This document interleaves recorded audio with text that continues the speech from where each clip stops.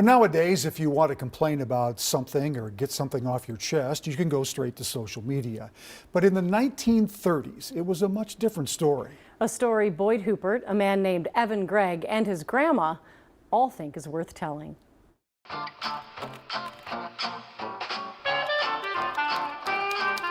Before Amazon, eBay, and Etsy, there was a typewriter belonging to Verna Gregg's grandma. Yeah, so she grew up in St. Paul, went to Johnson High School, graduated in 1932. Then Verna Gregg hopped off a University Avenue streetcar and started work at Montgomery Ward.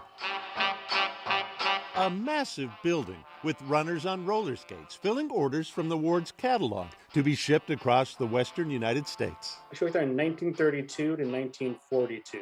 Verna's department, complaints. What is the matter with Montgomery Ward anyway?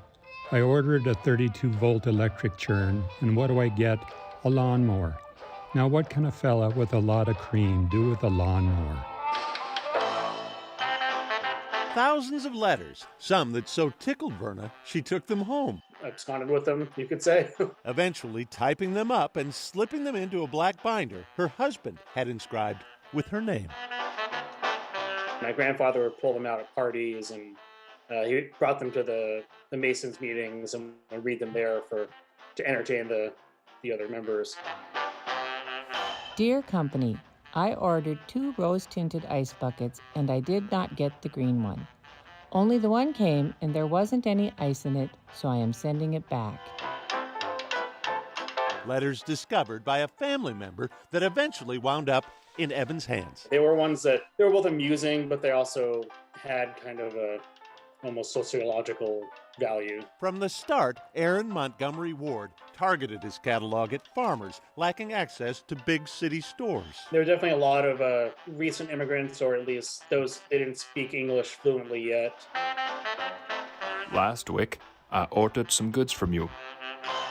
It was a lifeline. I mean, it was their main point of contact with the outside world, especially in the Depression when, so many things were shutting down.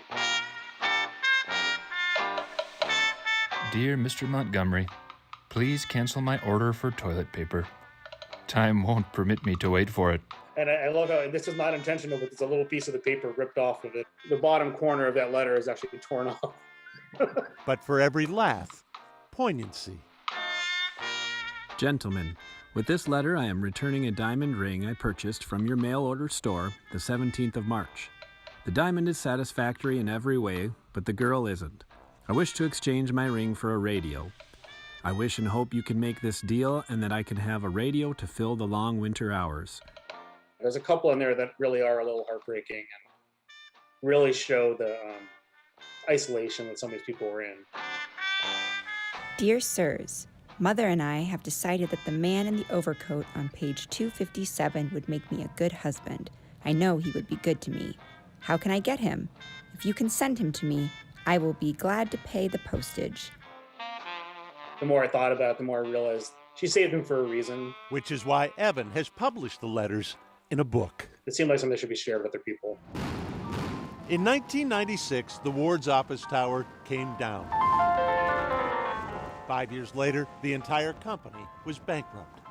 But Verna's letters are reminders of a time when a mail-order catalog opened the world to rural Americans, including a North Dakota bride-to-be who mailed a shopping list to set up housekeeping, then added, I don't know much about housekeeping, so if there's anything else you think I might need, please send that too. It was really great to have this way to connect to my grandma who, she died when I was young, and I think about it all the time. I wish I'd been able to read them with her. In a way, he has, by helping Verna Gregg type up one final delivery and making a place and time a little less forgotten. Boyd Huppert, KARE 11 News. If you're interested in learning more about the book Dear Mr. Ward or purchasing a copy, you'll find a link with this story at KARE11.com.